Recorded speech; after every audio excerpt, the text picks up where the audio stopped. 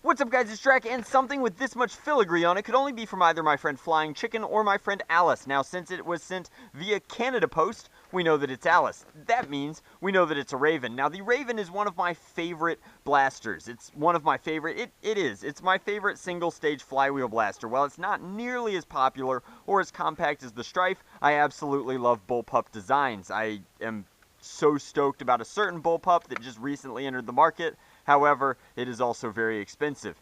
Belaying that, the Raven is the Nerf Bullpup flywheel du jour. It is seriously, seriously cool. The flywheel system is here. The magazine release is back here. It gives you all of that Bullpup ergo, and it's fully ambidextrous. There's even a rail attachment on one side. Now, you can attach barrel attachments, but frequently these guys get chopped up and thrown to the wolves and turned into Stravens. It's really a shame that most people care more about this than the blaster itself. So instead of making Bullpups, they make integrations. Now, Alice is up in Canada, which recently got the newest iteration of the Raven. We thought that the Raven was going to be lost forever because sometimes blaster designs get retired.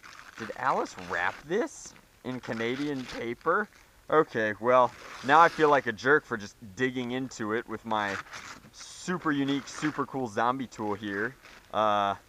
Let's carefully unwrap it so that we can uncarefully unwrap it, because I'm a big believer in just tearing in to packages. The irony here is that we spent $40 United States shipping this down. It's so important to me to get you guys the news as soon as I possibly can that when this dropped in Canada, I told Alice to go out and grab one and send it to me, paid her to do those things, and then 2 days later it showed up on Kohl's in the US's website. So the yoke's on me, but I just got home from my trip to Montana, and so no harm, no foul.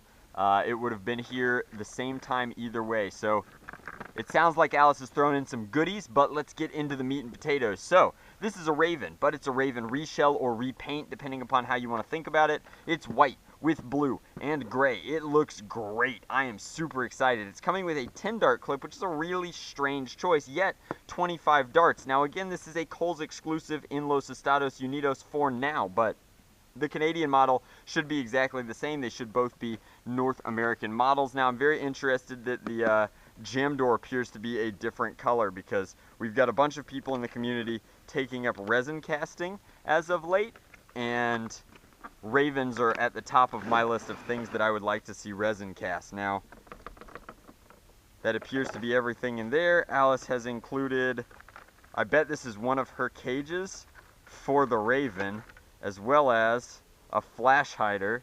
Oh no, this is the gate. I'll figure this out. I'm gonna have to inquire as to what I'm supposed to do with this, but this is the Coat Duck version 8.5 cage, and it appears like this would be set up for a Raven. So she's given me everything that I need to make something sweet out of this. Now, the jam door is just orange. That's so boring. Gosh. Let's go ahead. Tease into there. Pop that. I do like that it comes with 25 darts. I think that that is a very classy move. Hasbro normally gives less darts than you need to fully load a blaster's capacity in terms of its extra storage or what have you. So it's really cool that it came with a 10 dart magazine and yet 25 darts. I like that. Now, typically when Kohl's does these, they tend to do their exclusives in bundles, so it does not necessarily surprise me, but it's still a very nice thing, especially for the kind of people who are going to shell out the kind of money that this costs. Unfortunately, it's really a double-edged sword. Get it? But this reduced the price of Ravens on the secondary market just by existing. However, in doing so, it is very expensive itself. This is a $60 blaster because Kohl's has this really terrible store policy where they think that they can gimmick people into buying stuff because it's on sale, and they've been doing that for years, and that applies to their toys as well. So they send out a bunch of different promotional things like Kohl's Bucks and so on and so forth in the hopes that people will buy them on sale, think they're getting a good deal. But unfortunately for people, Drac sucks. Sub to Coat Duck. Well played. Well played, Alice. So we're going to have to throw in 4 AA batteries. Luckily, I have some here. That was funny. I'm not even mad. I did lose my train of thought, though.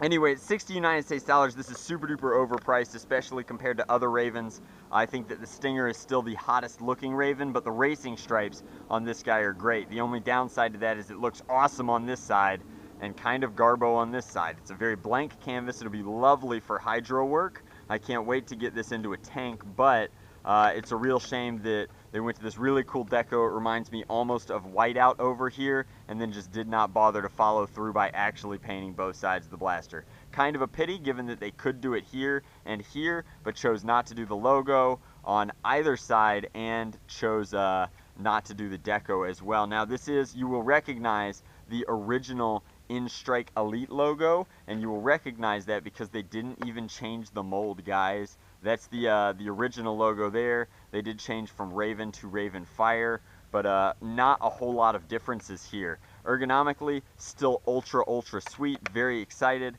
about this. Let's go ahead and fire it. Since we are realistically not doing a new review of the Raven, we are just reviewing this new Elite version. Wow. That was pretty embarrassing. These are new batteries. Well, now you guys get to see how a jam door works. That is super duper upsetting. So let's try that again. Again, like unmodded, there's a reason that not a lot of people like the Raven. I love it, but I also mod them pretty heavily.